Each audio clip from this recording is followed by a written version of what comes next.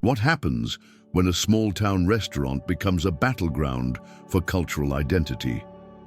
In a world increasingly divided by misunderstandings and preconceived notions, the story of Alan Jackson brings to light the fragility of human connection and the power of compassion in the face of adversity. Alan Jackson, a beloved country music icon, was not just a figure of fame. He embodied the heart and soul of his southern roots, with dreams that echoed through the sweet melodies of his songs. Alan often found himself weaving tales of love, loss, and resilience, resonating deeply with fans across the nation. But beneath the wide-brimmed hat and the easy smile lay vulnerabilities that few saw. Alan grappled with the weight of his influence, understanding that his actions could either bridge divides or deepen them. He yearned for a world where music could unite rather than segregate, where people could see beyond labels and appreciate the stories that shaped them. The sun hung low over the small southern town of Clover Valley, casting a warm golden hue across the quaint streets lined with rustic storefronts. Clover Valley was a place where everyone knew each other, where the air was thick with the sounds of crickets and the scent of magnolias. Yet beneath its picturesque facade lay an undercurrent of tension, a simmering discord fueled by a recent protest against cultural symbols identified with country music. This conflict had left the town polarized, with lines drawn between those who embraced its traditions and those who sought to challenge them. On this fateful evening, Alan, tired from a long day on the road, decided to stop by a local restaurant. The sign above the door read, "Benny's Kitchen," a modest eatery known for its hearty southern fare and warm hospitality. With his hat lowered and his demeanor unassuming, Alan stepped inside, unaware that his presence would ignite a firestorm.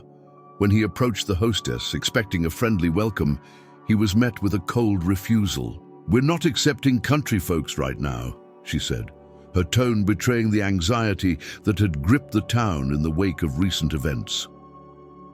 In that moment, the weight of the misunderstanding settled heavily on Alan's shoulders, echoing the divisions that had taken root in Clover Valley. Without a word, Alan turned and left the restaurant, his heart heavy but his spirit unbroken. He understood the complexities of the situation, the fear that had driven the hostess to make such a decision. Yet the incident quickly spiraled into a public spectacle, fueled by the rapid-fire nature of social media. A bystander had captured the exchange, and within hours the video went viral, igniting a national conversation about respect, culture, and the assumptions that often cloud our judgment. As reactions poured in from every corner of the internet, Alan found himself at the center of a storm he had never intended to create. Instead of retaliating or seeking to capitalize on the moment, Alan chose a path less traveled. He returned to Clover Valley days later, not with anger or accusations, but with a desire to understand. He sought out the restaurant owner, a woman named Benny, who had poured her heart and soul into building her establishment. Benny had faced her own battles. In recent weeks, she'd been targeted by online hate groups, and in a desperate attempt to protect her staff and her livelihood, she had made a choice that seemed to shield her from the storm. Alan listened intently as Benny recounted her fears and the burden she had carried, both as a business owner and a member of a community in turmoil. This heart-to-heart conversation opened a window into the human experience that transcended the labels and divisions that had clouded their interactions. Alan realized that the true challenge lay not in the rejection he had faced, but in the shared humanity they both felt, a longing for understanding and connection amidst the chaos. It was in this moment that Alan decided to take action, not just for himself, but for the entire community. He organized a free concert in the heart of Clover Valley, inviting everyone to come together, regardless of their differences. The concert was more than just a display of musical talent. It was a gathering of souls, a celebration of shared stories, and a chance to heal old wounds. As the day approached, excitement buzzed through the town, but so did apprehension. Would people come? Would they be willing to set aside their differences and embrace the spirit of unity? On the day of the concert, the atmosphere was electric. Families, friends, and even those who had initially stood against Alan gathered in the town square, where the stage sparkled with lights and the air hummed with anticipation. Alan took to the stage, his voice carrying the weight of his experiences and the hope he held for the future. Through his music, he spun tales of love and loss, of overcoming adversity and embracing compassion. He had not come to Clover Valley to dictate change. He had come to listen, to learn, and to be part of the solution. Yet the fear and resentment in the community grew louder, and Alan found himself questioning whether he had the strength to continue this journey. Amidst this turmoil, Alan's friendship with Sarah blossomed, but it was not without its challenges. They often found themselves at odds, clashing over the best approach to bridge the divide. Alan's inclination was to use his music as a platform for dialogue, while Sarah believed that direct action and advocacy were essential. Their spirited disagreements forced Alan to confront his own biases and the privilege that came with his fame. He began to realize that while his intentions were noble, he had to be careful not to overshadow the voices that had been silenced for far too long. One evening, after a particularly heated discussion about how best to move forward, Alan drove back to his hotel, feeling the weight of uncertainty pressing down on him. He parked his car and sat in silence, grappling with a myriad of emotions. What if his efforts were futile? What if he alienated more people than he united? As he mulled over these questions, he found himself at a crossroads, torn between his desire to help and the fear of causing further damage. Days turned into weeks, and the tension in Clover Valley simmered. Alan decided to take a step back and reflect on his own motivations. He sought out an old friend, a fellow musician named Jake, who had once faced a similar conflict when attempting to address social issues through his songs. Jake had found himself at odds with both sides of a contentious debate, and he shared his wisdom with Alan over cups of coffee and late-night jam sessions. "Sometimes, man," Jake said, strumming his guitar, "you have to listen more than you speak. It's not about you or your music. It's about the people who need to feel heard." Those words resonated with Alan, igniting a spark of clarity. He realized that his role wasn't to be the savior or the hero. It was to serve as a conduit for the stories that needed to be shared. With renewed determination, Alan decided to host a series of community dialogues where residents could voice their concerns and share their stories in a safe space. The idea was met with mixed reactions. Some embraced it while others condemned it. Alan felt the sting of criticism, but remained resolute. He understood that transformation wouldn't come without discomfort, and he was willing to endure it. As the first dialogue approached, Alan felt a knot of anxiety in his stomach. Would people show up? Would they be willing to engage in honest conversations about their fears and aspirations? The night of the event, he stood in front of a small crowd at the town hall, heart racing. Benny was there, her expression unreadable, while Sarah sat beside him, her eyes filled with determination. As the evening unfolded, the conversations became raw and emotional. Residents shared their stories of loss and fear, their hopes for the future, and their struggles with identity. Alan listened intently, offering a platform for voices that had long been silenced. The walls that had separated them began to crumble as they recognized their shared humanity. But just as the dialogue seemed to spark a glimmer of hope, an unexpected voice emerged from the back of the room, an elder who had lived in Clover Valley for decades. He stood up, trembling with emotion. "I've lost my family to this division," he said, his voice breaking. "I don't want to lose my home too." The room fell silent, the weight of his words hanging heavily in the air. Alan felt his heart ache.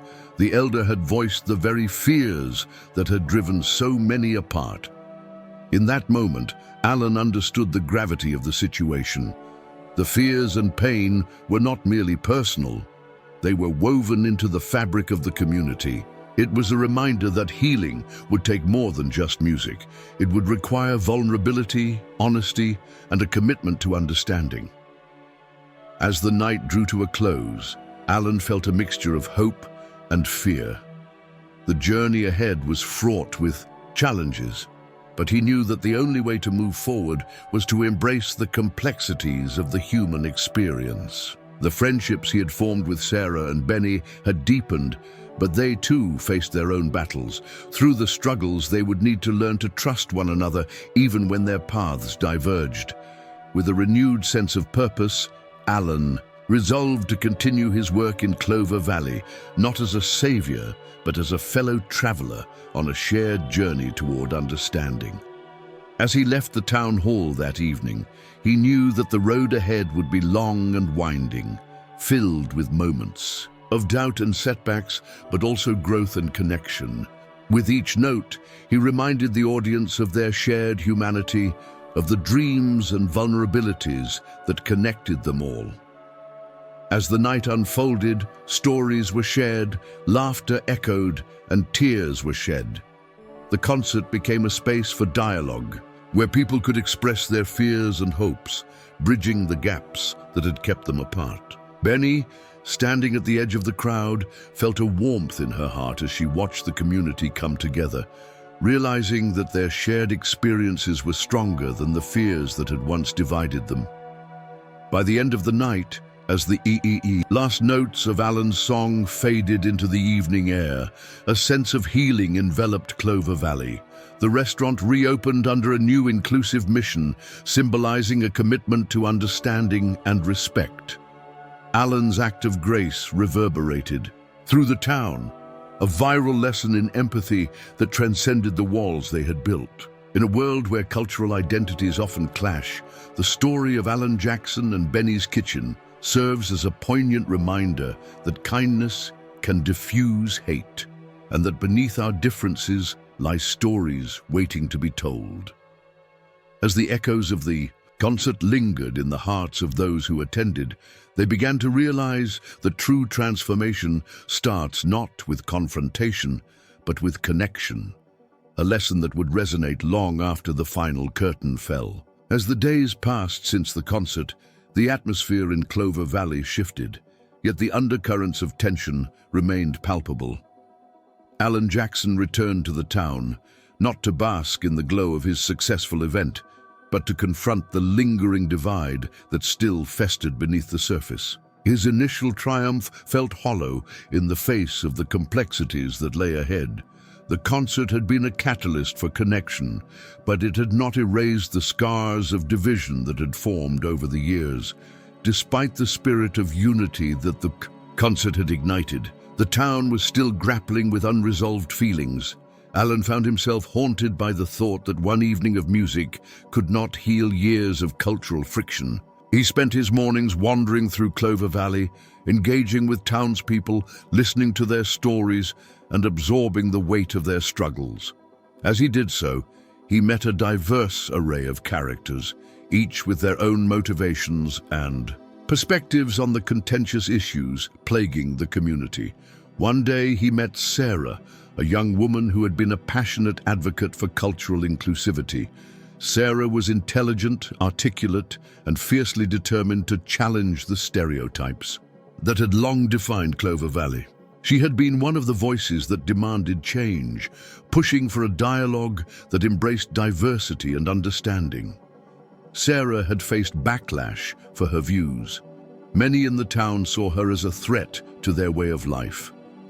At first, Alan felt a kinship with her, a shared desire for connection, but he also sensed her frustration. Sarah was battling not just for recognition, but for the acknowledgement of the pain and prejudice that had long been ignored.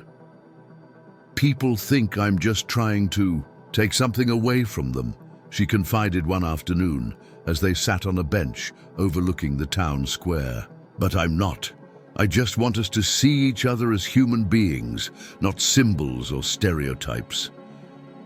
Alan listened intently, recognizing the weight of her words.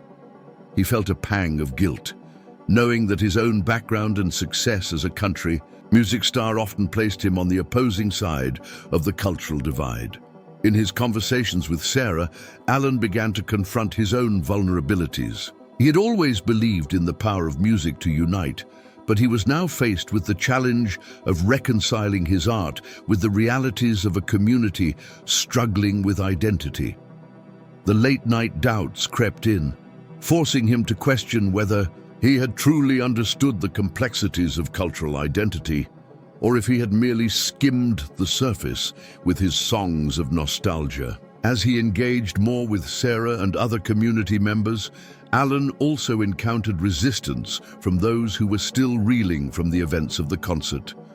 Benny, the owner of the restaurant, had faced intense scrutiny and criticism from her. Loyal customers, many of whom were unwilling to embrace the changes Alan was advocating. They saw him as an outsider, a symbol of the very change they feared. Benny's initial enthusiasm for the concert had dimmed. The weight of her choices began to bear down on her. She felt caught between her community and the new ideals that Alan represented, causing her to withdraw from the very conversations that could lead to healing. "Why should we listen to him?"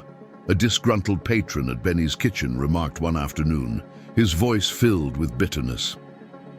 "He comes in for a night, strums a guitar, and thinks he can change years of tradition." The comment struck Alan like a physical blow. Each conversation, each shared story, and each act of kindness would serve as a stepping stone toward a brighter future, a future where compassion could prevail over division, and where music could once again become a bridge rather than a barrier. As the weeks rolled on, the conversations within Clover Valley took a turn for the more tumultuous.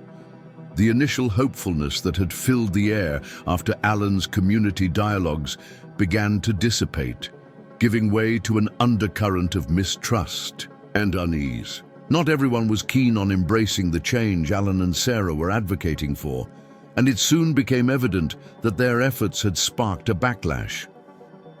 Alan found himself facing a new challenge when a group of local residents organized a protest against the dialogues, claiming they were a thinly veiled attempt to impose an outside agenda on their way of life. The signs, proudly held aloft, read phrases like, "Keep Clover Valley Clover and no outsiders allowed." The very town he had come to love felt like it was closing its doors. The protest scared Alan deeply. It was a stark reminder that the road to understanding was fraught with opposition, and that change was rarely welcomed without resistance. As he drove through the town that day, Alan could feel the weight of the community's eyes upon him, their glares a mixture of anger and confusion. He parked his car at the town square, the once welcoming space now feeling like a battlefield. The emotional toll of the protests was palpable. He could feel his heart race as he stepped out, each footfall echoing with uncertainty. The laughter and chatter that had once filled the square were replaced with the low murmur of dissenting voices. It was then that he spotted Benny standing at the edge of the crowd, her face a mask of concern. Her restaurant, once a bustling hub of conversation and camaraderie, had seen a drastic drop in customers since the dialogues began. The weight of her own struggle was etched on her features, and Alan could sense that the protest put her in a precarious position. She was torn between her loyalty to her customers and her desire to support the change Alan was trying to foster. "People are scared, Alan," she said, her voice barely above a whisper. "They think you're trying to erase our culture." Alan felt a pang of guilt. He had never intended to erase anything. He merely sought to weave new threads into the tapestry of Clover Valley. Yet here he stood, grappling with the realization that his presence had indeed stirred long-standing fears. The tension between the desire for progress and the instinct to preserve tradition now seemed insurmountable. Meanwhile, Sarah's resolve began to waver under the pressure. Her passion for advocacy had always been her strength, yet the escalating conflict left her feeling isolated. The animosity directed towards Alan spilled over to her as well. "You're just as much to blame for this as he is," a neighbor had spat during a particularly heated exchange. The words stung, creating cracks in Sarah's once unshakable confidence. As Alan and Sarah sat in her living room one evening, the air was thick with unspoken tension. "What if we're doing more harm than good?" Sarah said, her voice trembling. "Every time we take a step forward, it feels like we're pushed 2 steps back." Alan reached for her hand, wanting to offer comfort, but hesitated. He knew she was right. The emotional toll of this fight was wearing them both down. In the days that followed, Alan's insomnia worsened. He spent countless nights tossing and turning, the weight of his decisions pressing heavily on his chest. He had always believed in his ability to create change through music, yet now he felt like a fool, an outsider trying to dictate the terms of a community he barely understood. Each time he picked up his guitar, the strings felt heavier, the melodies less inspiring. The emotional strain soon manifested physically. Alan found himself more fatigued than usual, his appetite dwindling. Friends and family began to notice his frail demeanor, expressing concern for his well-being. He brushed off their worries, convincing himself that he needed to stay focused on the mission at hand.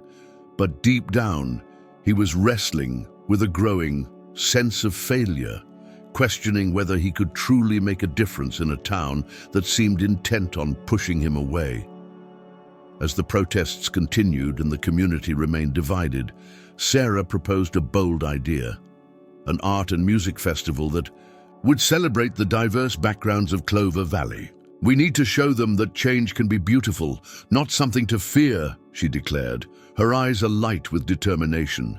"If we can get the town together, we can start to mend the rifts." The concept resonated with Alan, but the logistics felt daunting. How could they pull off such an ambitious event when tensions were so high? He voiced his concerns, but Sarah remained unyielding. "It's now or never, Alan. If we wait for the perfect moment, we'll be waiting forever." Determined not to let fear dictate their actions, Alan agreed to collaborate with Sarah. They poured their energy into planning the festival, reaching out to local artists and musicians, hoping to create a space for healing and connection. Yet, as they worked tirelessly to bring the festival to life, cracks began to form in their partnership. The pressure of their differing visions, their conflicting approaches to community engagement, started to create rifts between them. Benny remained a pivotal figure in the unfolding drama. As a respected member of the community, her support could lend credibility to the festival. However, she hesitated. The backlash from her customers had left her feeling vulnerable, and she feared that aligning herself with Alan and Sarah could ultimately jeopardize her business. "I want to help, but I can't afford to lose everything," she confided one night, her voice strained. Her internal struggle was mirrored in Alan's own turmoil. They were all grappling with the fear of losing what they held dear in the face of inevitable change. The festival day arrived, but the atmosphere was electric with uncertainty. Alan stood backstage, his heart racing as he watched the community trickle in. Would they embrace this celebration or turn away? He exchanged nervous glances with Sarah, who was busy coordinating the volunteers. He could see her enthusiasm, but beneath it lay a flicker of anxiety. They both knew that the success of the festival depended not just on the performances, but on whether the community was ready to open their hearts. As the sun began to set, casting a warm glow over the festival grounds, Alan took a deep breath and stepped onto the stage. The crowd had gathered, a mixture of familiar faces and those who had once protested against him. He strummed his guitar, pouring his heart into the music, hoping that somehow the melodies would resonate through the walls of division. But as he played, he noticed the tension in the crowd. Faces were still set, arms crossed. The energy that had once felt electric now felt charged with ambivalence. Alan's heart sank and he struggled to maintain his composure. The music that had always been his refuge now felt like a heavy burden. He glanced towards Sarah, who stood at the edge of the stage, her expression filled with concern. In that moment, Alan understood that the road to healing was fraught with challenges far deeper than he had anticipated. The festival's climax brought an unexpected twist. Just as Alan began to play a song dedicated to the town, a group of protesters, led by the same angry patron who had shouted at Benny in the restaurant, began to chant, drowning out the music. "No outsiders, no change." Their voices, filled with hostility, pierced through the atmosphere, creating a palpable tension that threatened to engulf everything Alan and Sarah had worked for. Alan felt a rush of despair. This was not just a setback. It was a direct challenge to everything he had hoped to achieve. He glanced at Sarah, who stood frozen, caught between her desire to confront the protesters and her fear of exacerbating the situation. The crowd began to murmur, uncertainty spreading like wildfire. In that moment of chaos, Alan made a choice. He stepped away from the microphone and walked towards the protesters, heart pounding. "I understand your fears," he said, his voice steady, though he felt anything but I'm not here to take anything from you. I'm here to listen. Let's talk." The words hung in the air, a desperate plea for understanding. The tension shifted as the protesters paused, their anger momentarily quelled by his unexpected approach. Alan felt the weight of eyes upon him, the crowd holding its breath. Would they engage, or would they turn their backs? As the protesters began to murmur among themselves, Alan turned to the gathered crowd, feeling an overwhelming sense of vulnerability wash over him. This town is beautiful because of its diversity. We can't ignore our differences. We need to embrace them. The silence that followed was deafening. In that moment, Alan realized that he had opened a door, even if just a crack. It was a testament to the power of dialogue, the potential for connection through vulnerability. Yet the challenges were far from over. The festival had become a battleground, and Alan knew that the fight for unity in Clover Valley wouldn't be resolved in a day. It would require ongoing effort, understanding, and a commitment to navigating the complexities of human relationships.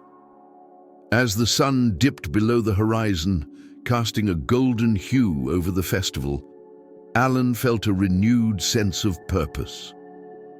The journey ahead would be fraught with obstacles, but he was determined to face them, not as a hero, but as a fellow traveler seeking to bridge the divide. With Sarah and Benny by his side, he would continue to champion the cause of inclusion and understanding, knowing that true change required more than just music.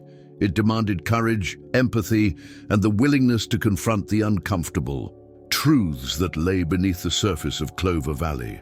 As Alan stood before the crowd, he felt the weight of the moment pressing down on him like a heavy shroud.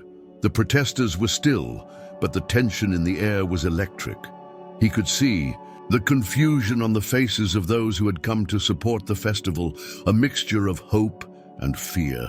It was then that he noticed a figure pushing through the crowd, a woman with fiery red hair and a determined expression. It was Clara, a long-time resident known for her fierce loyalty to Clover Valley and her outspoken nature. "Alan!" she shouted, her voice cutting through the murmur. "You think you can just come in here and change everything? We've built our lives here, and you don't get to decide what's best for us." The crowd shifted, some nodding in agreement with Clara, while others looked uncertain.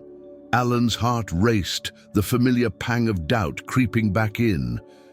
Was he truly an outsider imposing his beliefs on a community that had thrived for generations? He took a step forward, wanting to respond, but the words caught in his throat.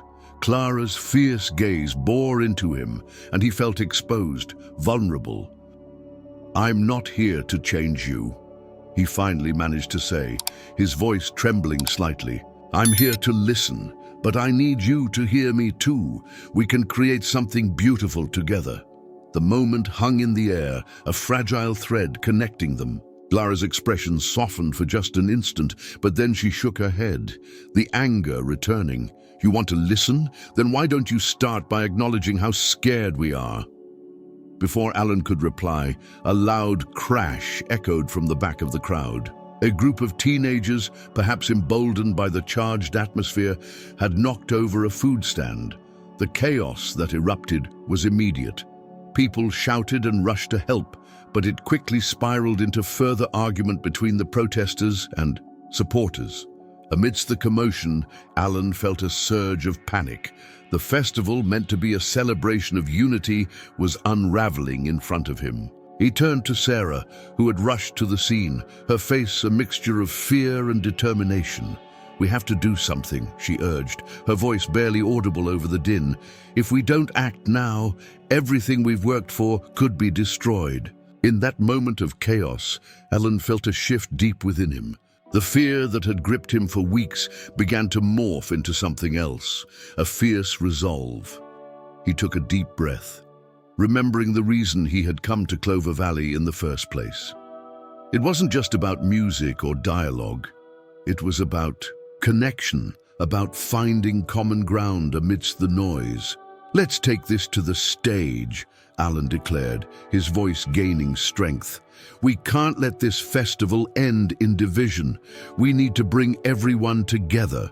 With Sarah's encouragement, they made their way up to the stage, and Alan took the microphone once again. "I know there's fear here," he began, his voice steady and clear. "Fear of change, fear of losing what we love. But we can't let that fear define us. Let's talk, let's sing, let's celebrate our differences. We're all part of this community." He gestured to the chaos below, where people were still shouting, some attempting to calm the others down. "Look around. We're all here because we care about Clover Valley, even if we don't agree on everything. Let's use this moment to bridge our divides." The words seemed to resonate, and for the first time, he saw a flicker of understanding cross Clara's face. "What do you propose?" she called out, her voice cutting through the noise. Alan paused, the wheels in his mind turning. "Let's organize a town hall discussion right here, right now. Let's give everyone a chance to voice their fears and hopes. And after that, let's come back together to create something that honors all of us." The crowd began to murmur, the chaos slowly dissipating as people processed his words. Lara stepped forward, her expression softening. "A town hall? Here? Now?" "Yes," Alan affirmed, feeling the weight of possibility pressing against him. "Let's do it together. If we want to move forward, we need to understand each other first." In that moment, the emotional tide began to shift. Clara nodded, and as if on cue, other voices joined her. "All right, let's talk," someone called from the crowd. The energy in the air changed, the tension easing as people began to gather around the stage. Alan's heart swelled with a mixture of relief and purpose. This was the turning point he had needed, a catalyst for change that transcended his initial vision. The festival had transformed into something unexpected, a space for dialogue and understanding, a chance for the community to wrestle with their fears together. As the crowd settled, Alan felt a wave of inspiration wash over him. The festival could still be a celebration, but it would now be anchored in the reality of their shared experiences. He glanced at Sarah, her eyes shining with renewed hope. They had faced the brink of failure, only to find a new opportunity to connect deeply with the very community they sought to uplift. The town hall began, each voice contributing to the tapestry of Clover Valley. Alan found himself moved by the stories shared, the pain and pride woven through each narrative. Clara spoke candidly about her fears of losing her home, and Benny chimed in, expressing her struggles as a business owner caught in the middle of the conflict. In that space, Alan felt the walls that had once divided them begin to crumble. After hours of conversation, Alan stepped back onto the stage, feeling a sense of belonging that had eluded him for so long. The festival had taken an unexpected turn, but it was a turn that felt right. "Thank you all for being here today," he said, his voice filled with gratitude.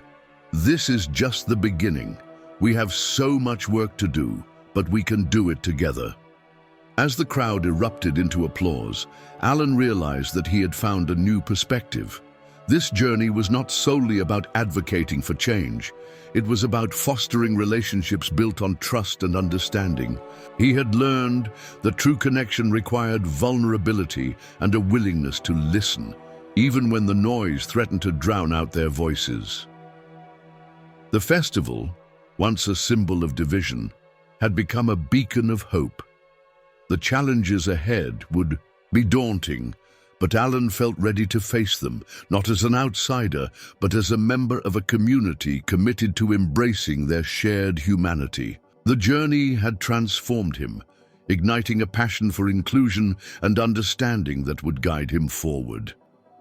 As the sun set on Clover Valley, casting a warm glow across the festival grounds, Alan took a deep breath, feeling the vibrant pulse of the town around him. The road ahead would be long, but he was no longer afraid. The power of unity lay within their grasp, and together they would navigate the complexities of their shared story. As the festival progressed, a palpable shift occurred within the community. The earlier chaos gave way to a collective sense of purpose, but Alan felt a lingering unease settle in the pit of his stomach. He had opened the floodgates for conversation, yet the true test was still ahead. The town hall had revealed deep-seated fears and misunderstandings, but it had also surfaced the stark divisions that lay beneath. The real challenge remained: how to bridge those gaps in a way that felt genuine and lasting. In the days following the festival, Alan immersed himself in the conversations that had begun that evening. He met with Clara, who had unexpectedly found herself willing to engage with him more after the town hall. Together, they explored the heart of Clover Valley. The businesses that thrived on local support, the families who had lived there for generations, and the traditions that defined the community. Clara's fiery spirit was a force of nature, and as they shared ideas, Alan could feel his own resolve strengthening. There was an undeniable chemistry in their discussions, a shared passion for the community's future that transcended their differences. However, Alan's confidence was tested when he learned that the town council was meeting to discuss the fate of the festival. The council had been resistant to change from the start, and he could sense the reluctance in their voices. When he approached them with proposals for a more inclusive event, the council members, some of whom had known Clara since she was a child, were wary of Alan's outsider approach. His attempts to advocate for collaboration were met with skepticism, and he sensed that the council was preparing to shut him down. That night, as Alan sat with Sarah at a small cafe, he couldn't shake the feeling of impending doom. "What if they don't listen?" he asked, his voice low. "What if all this work we've done is for nothing?" Sarah reached across the table, her grip firm and reassuring. "You've already made a difference. The conversations are happening. Even if the council doesn't see it yet, the community does. You're not alone in this." Alan took a deep breath, struggling to muster the courage he needed. But what if they decide to cancel everything? What if they refuse to let us move forward? Just then, Clara burst into the cafe, her eyes alight with urgency. "They're trying to shut us down," she declared, her voice barely contained. "I just spoke with Benny, and she told me that some council members want to cancel the festival altogether. They think it's too divisive." Alan felt the weight of those words settle heavily in his chest. "We can't let that happen," he said, determination igniting within him. "We need to rally the community. If they see how much we've grown, how much we care, maybe we can change their minds." Clara nodded, her expression resolute. "We need to gather everyone for a final push. We'll show them that we won't back down." As plans began to take shape, Alan felt the familiar pang of doubt return. He had always been passionate about social change, but he had never faced such opposition. What if he failed? What if the community he had grown to love turned against him? The thought was almost paralyzing, but Clara, sensing his internal struggle, put a hand on his shoulder. "You've already faced your fears, Alan. This is just one more step. We'll face it together." The night before the council meeting, Clara, Sarah, and Alan gathered in a small park, the moonlight casting soft shadows around them. They mapped out their strategy, outlining key points to present to the council. As they planned, Clara shared stories of her family's history in Clover Valley, the struggles they had overcome, and the dreams they had for the future. Her passion was infectious, and Alan felt a renewed sense of purpose. "Tomorrow," Clara said, her voice steady and unwavering, "we're not just fighting for a festival. We're fighting for the heart of our community. We're showing them that we can come together despite our differences." As the night wore on, Alan reflected on how far he had come. No longer just an outsider with a vision, he had become part of a movement, a collective voice striving for change. But beneath that newfound strength, a flicker of fear remained. He knew the council would resist, but he also understood that this battle was not just his. It belonged to everyone who had stood up for Clover Valley. On the day of the council meeting, Alan felt the weight of the world on his shoulders. The sun shone brightly, but the warmth did little to ease his anxiety. He arrived early, the echo of footsteps on the pavement amplifying his heartbeat. Clara and Sarah joined him, their presence a steadying force. They exchanged quick glances, silently affirming their shared commitment to the cause. As the meeting commenced, the council members took their seats, their expressions a mixture of skepticism and indifference. Alan's heart raced as he watched. Clara stepped forward, her fiery red hair catching the light. She spoke passionately about the community's need for unity, her voice unwavering as she recounted the stories shared at the town hall. She painted a vivid picture of Clover Valley as a place of connection, where differences could be celebrated rather than feared. Alan took a deep breath, preparing to follow Clara's lead. But just as he began to speak, a surprising turn of events unfolded. A group of local business owners who had previously remained silent stood up one by one, voicing their support for the festival and the changes Alan had proposed. Benny, the business owner who had once been wary of Alan, spoke up with conviction, detailing how the festival could revitalize their economy and strengthen community ties. "Together, we can create something that honors our traditions while embracing new ideas," Benny declared, her voice ringing clear. "We need to move forward, not backward." The unexpected display of unity sent ripples through the room. Alan's heart surged with hope. This was the moment they had been waiting for, a collective stand against the inertia of the past. As voices rallied in support, Alan felt the tension in the room shift. Clara, watching the council's reactions, leaned closer to Alan, her determination palpable. "See, we're not alone, we can do this." But just as the momentum seemed to peak, a council member stood, his face a mask of defiance. "You think you can simply sweep in here and change everything? This is our town and we won't let a few outsiders dictate our future." The words struck Alan like a blow. Doubt clawed at his insides. Would the council's entrenched beliefs drown out the voices of the community? In that moment of silence, Alan glanced at Clara and Sarah, their expressions a mix of determination and concern. He took a deep breath, feeling the weight of their faith in him. This was not just his fight, it was theirs, and he couldn't let fear dictate the outcome. "Respectfully," Alan began, his voice steady, "this isn't about us as outsiders. It's about all of us as a community. We want to honor your traditions while also creating space for growth. Change doesn't mean losing who we are. It means embracing who we can become together." The room held its breath, the tension palpable. Clara nodded, her eyes locked with his, urging him forward. In that moment, Alan understood that the strength of Clover Valley lay not in its resistance to change, but in its ability to adapt and evolve. As the council deliberated, whispers of support grew louder. Alan felt a surge of hope, realizing that the community was rallying around him, their voices merging into a powerful chorus. The unexpected allies had emerged, and together they were, forging a path toward unity. The final confrontation loomed, but Alan was no longer alone. He had discovered that true strength lies in vulnerability, in the willingness to listen and learn from one another. With Clara, Sarah, and the voices of Clover Valley behind him, he felt ready to face whatever came next.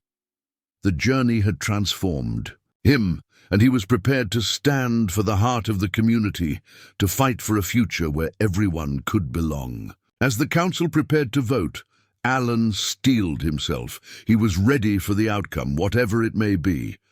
The power of connection had already begun to reshape Clover Valley, and together they would navigate the complexities of their shared story. As the council members sat in their chairs, Alan felt the weight of the moment pressing down on him. The air was thick with anticipation, and the murmurs of support from the community echoed in his ears. Yet he was acutely aware that the decision being made was not just about the festival, it was about the future of Clover Valley. A future that hung precariously on the edge of fear and hope. The opposing council members' harsh words still reverberated in his mind. "You think you can simply sweep in here and change everything?" The sentiment captured the resistance he faced, not only from the council, but from a part of the community that feared the unknown. Alan knew that confronting this fear was his greatest challenge. One that demanded all he had learned throughout this journey. With Clara's fierce spirit beside him and Sarah's unwavering support behind him, Alan stood before the council, gathering his thoughts. The lessons learned from Clara's stories, the community's shared experiences, and the connections he had forged fueled his resolve. He remembered the passion that had ignited during the festival, the warmth of the conversations that had unfolded, and the realization that change was possible when people dared to listen to one another. Change is often met with skepticism, Alan began, his voice firm yet compassionate. But it's the very act of embracing change that allows us to grow. We are not here to erase our heritage. We are here to build upon it, together. His words, though meant for the council, were directed to the community that had rallied behind him. He could feel their energy, their hope, and their willingness to fight for a unified Clover Valley. A council member interrupted, his tone dripping with condescension. "And what makes you think we need your help? What do you know about our traditions, about our town?" Alan took a breath, allowing the tension in the room to settle. "I know that Clover Valley is more than just its traditions," he replied, his voice steady. "It's the people who live here, the stories that are shared, and the dreams that are woven into the fabric of this community. I may not have grown up here, but I've come to understand that its strength lies in its diversity." He glanced at Clara, who was watching him intently, her eyes urging him to push further. "We have an opportunity to create a festival that honors our past while inviting new voices to the table. This isn't about one group overpowering another. It's about collaboration.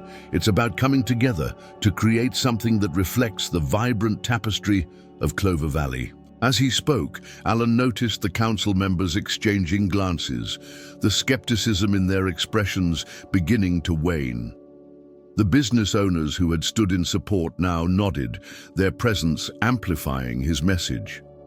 The tide was shifting, but a last challenge loomed ahead, the council's vote. The moment of greatest tension arrived as the council members prepared to cast their votes. Alan felt his heart race, the stakes higher than ever. This was not merely a vote for a festival, it was a vote for the future of the community. He was acutely aware that his journey had led him to this very moment. a culmination of conversations, connections, and the courage to stand for what was right. Please, take a moment to consider what this means for all of us, Alan said, his voice rising above the murmurs. We can either cling to the fear of the unknown, or we can embrace the possibilities that come from inclusion and acceptance. The choice is ours, but let it be one that reflects the heart of Clover Valley. Silence enveloped the room as the council members deliberated. Alan's heart pounded in his chest, and he glanced at Clara and Sarah, who shared his anxious anticipation. The emotional weight of the moment enveloped them all, a testament to the bond they had formed through this struggle. Then the council chairperson spoke, breaking the silence. We recognize that change is daunting, but after hearing from our community, both those who have lived here for generations and those who have recently joined us, we believe there is a path forward. Alan held his breath, the words hanging in the air like fragile glass. We will vote to allow the festival to proceed with the understanding that it will be a collaborative effort, one that honors our traditions while embracing new ideas. A wave of relief washed over Alan, but he knew the journey was far from over. The vote represented not just a festival, but a commitment to a more inclusive community. Clara's eyes sparkled with tears of joy, and Sarah squeezed Alan's hand, a silent acknowledgement of their collective triumph. As the community erupted in applause, Alan felt a powerful surge of emotion. He had faced his greatest fears and emerged stronger, not just for himself, but for everyone in Clover Valley. The bond he had formed with Clara and Sarah solidified in that moment, a testament to the strength of friendship in the face of adversity. Together, they had navigated the complexities of resistance and emerged victorious. The emotional impact rippled throughout the room. Faces lit up with hope, tears of joy mingled with laughter, and a sense of belonging filled the air. Alan stood among them, no longer an outsider but a part of something greater, a movement toward unity that would redefine Clover Valley's identity. As the applause faded, Alan looked out at the faces that had once seemed so distant. He saw a community ready to embrace the future, and in that moment, he understood that change was not just about the festival, it was about fostering connection, understanding, and love. Together, they had begun to weave a new narrative for Clover Valley, one where differences were celebrated and where everyone had a place. The culmination of their efforts marked not just a victory for the festival, but a turning point in their shared journey. Alan had not only overcome his greatest challenge, but had also forged a path of resilience and hope for a community that had once felt fractured. The lessons learned along the way about listening, collaborating, and embracing vulnerability would continue to resonate, guiding them as they move forward together. As the sun set over Clover Valley, Alan stood amidst his friends and neighbors, a smile spreading across his face. The journey was just beginning, and together they would continue to write the next chapter of their story. As the applause faded, and the initial exhilaration of victory settled into a quiet hum of conversation, Alan felt a profound sense of connection wash over him. The council's decision to move forward with the festival was not just a momentary triumph, it marked the beginning of a new chapter for Clover Valley and for him. He looked around at the faces of his neighbors, many of whom had once been strangers, now transformed into friends and allies. The joy in their eyes reflected his own, but beneath that excitement lay a palpable undercurrent of responsibility. In the days that followed, the community buzzed with renewed energy.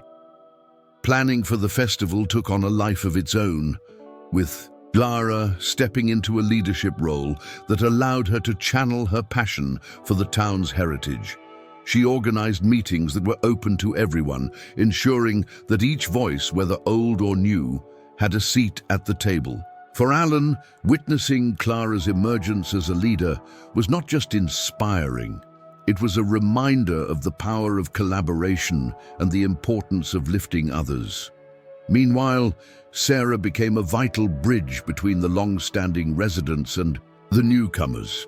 Her knack for connecting people helped to dissolve lingering tensions that had seemed insurmountable. With each meeting, she facilitated conversations that celebrated Clover Valley's history, while also embracing its evolving identity. Alan admired her dedication and the way she embodied the spirit of inclusivity he had fought for, recognizing that together they were creating a healthier dialogue within the community. As the festival date approached, Alan found himself reflecting on his own journey. He had entered Clover Valley as an outsider, driven by ambition and a desire to make a mark. But through the trials he faced, he learned that true leadership was not about imposing one's vision. It was about listening, understanding, and fostering connections that honored the past while paving the way for the future. He realized that his initial fear of rejection had transformed into a deep-seated gratitude for the community's acceptance. The experience had reshaped his understanding of what it meant to belong. However, it wasn't just Alan who had grown. As he looked around during a planning meeting, he saw council members who had once opposed him, now actively engaging with the community.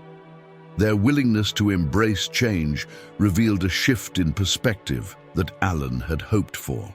They were no longer just gatekeepers of tradition. They were becoming stewards of a vibrant, inclusive future. This transformation inspired Alan to continue advocating for collaboration, understanding that change was not a single event, but an ongoing process. The day of the festival arrived, and Clover Valley gleamed under the bright summer sun. Stalls lined the streets, each showcasing a blend of old and new traditions. Local artisans, demonstrating time-honored crafts side by side with newcomers introducing their own cultural influences. The air was filled with laughter, music, and a sense of community that Alan had hoped to foster. He watched as Clara led a dance that mixed traditional steps with contemporary rhythms, and he felt a swell of pride in her accomplishments. She had become a symbol of what it meant to embrace change without losing one's roots. As he wandered through the crowd, Alan spotted several familiar faces, neighbors he had only known in passing, now sharing smiles and stories with one another. It was a tapestry of connection that spoke volumes about the power of inclusivity. He overheard conversations that touched on shared experiences, dreams, and hopes for the future. It was in those moments that he truly understood the impact of their collective efforts. Later, as Alan stood at the heart of the festival, he was approached by a council member who had been one of his staunchest critics. The man extended his hand, a gesture of reconciliation. "I was wrong to doubt you, Alan," he said, sincerity etched into his features. "This festival has brought our community together in ways I never thought possible. Thank you for believing in us." Alan felt a rush of emotion. This wasn't just an apology. It was a testament to the power of dialogue and understanding. He realized that his journey had not only transformed his own life, but had also initiated a ripple effect throughout Clover Valley. He had learned that change often begins with a single voice, but it thrives through collective action and acceptance. As the festival drew to a close, Alan found Clara and Sarah, their faces glowing with joy and exhaustion. They shared a moment of reflection, appreciating how far they had come together. "We did it," Clara said, her voice thick with emotion. "This is only the beginning, isn't it?" Alan nodded, his heart full. "Yes, it is. We have a lot of work ahead, but look at what we've accomplished. We've shown that when we come together, we can create something beautiful."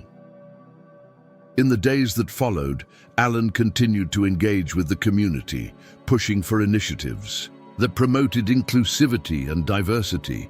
He worked alongside Clara and Sarah, advocating for programs that highlighted the stories of all residents, whether they had lived in Clover Valley for generations or had just arrived. They organized storytelling events, cultural workshops, and collaborative art projects, each designed to weave the community closer together. As he reflected on his journey, Alan recognized the profound lessons he had absorbed.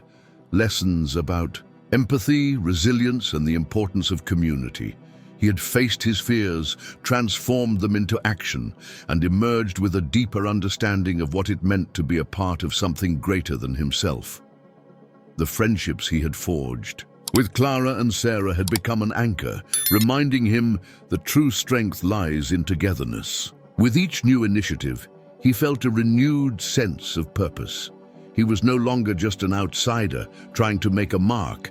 He was an integral part of Clover Valley's story.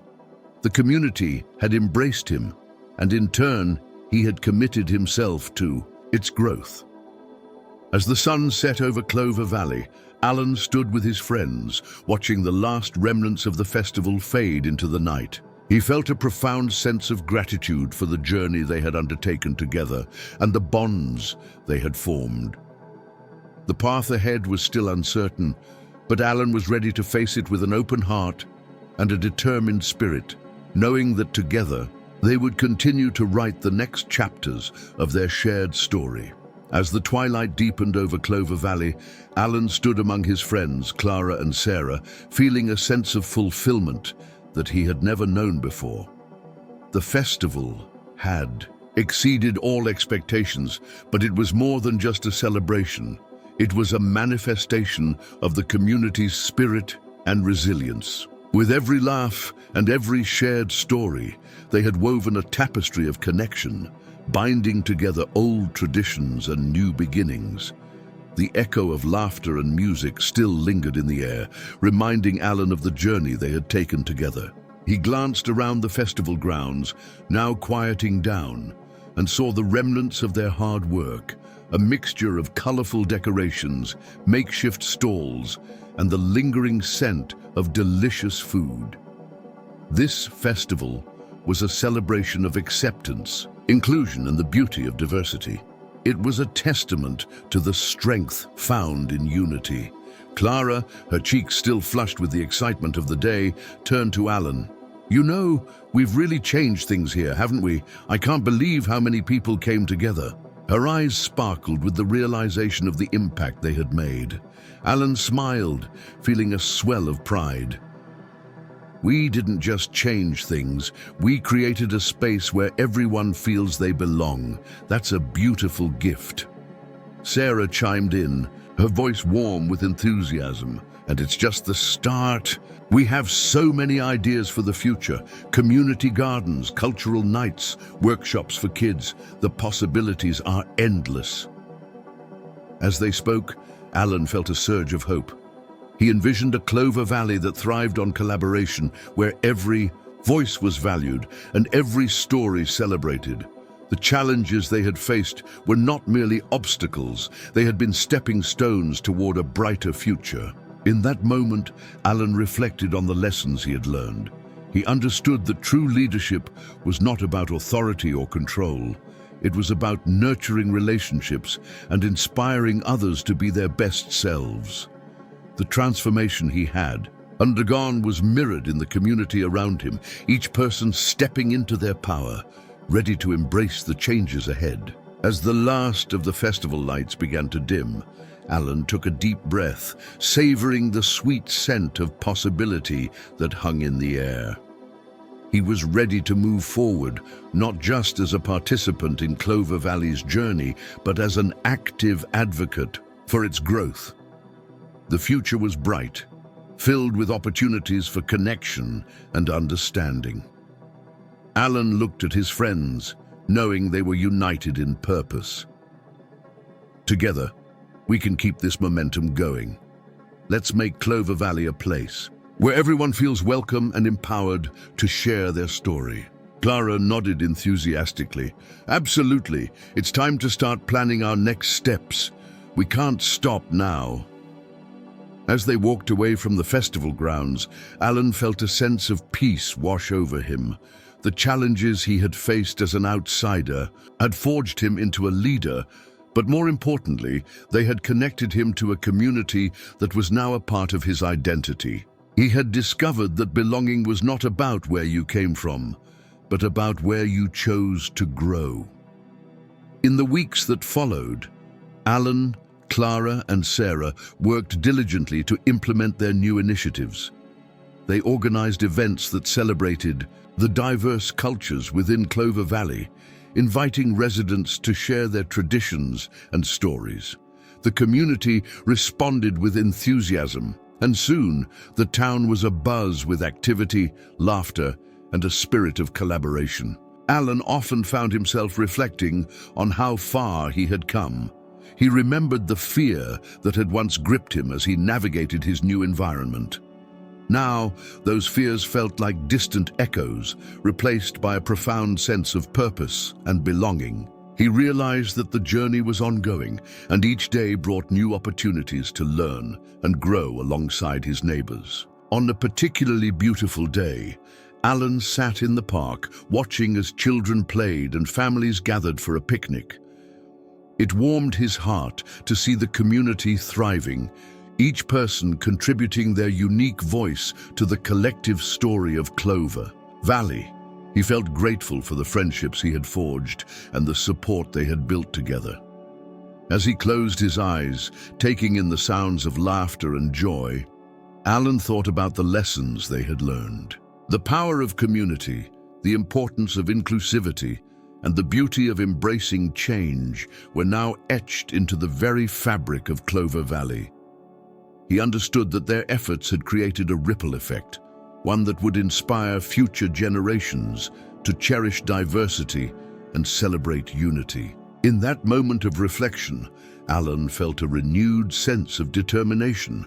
He was ready to face whatever challenges lay ahead, armed with the knowledge that together they could overcome anything.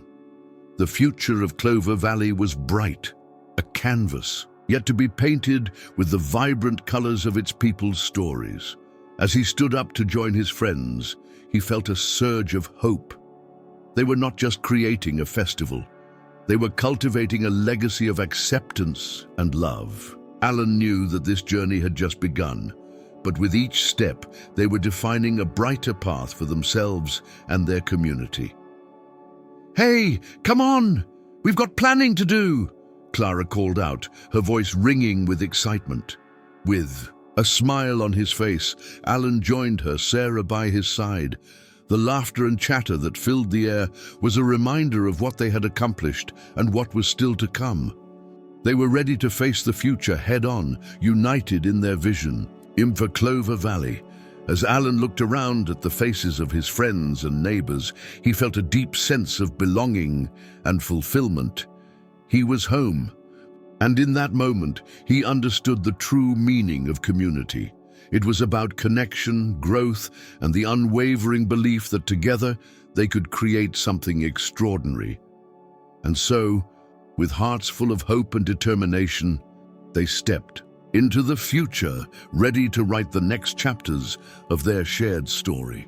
The festival was just the beginning, a beautiful prelude to a symphony of voices that would continue to resonate through Clover Valley for years to come.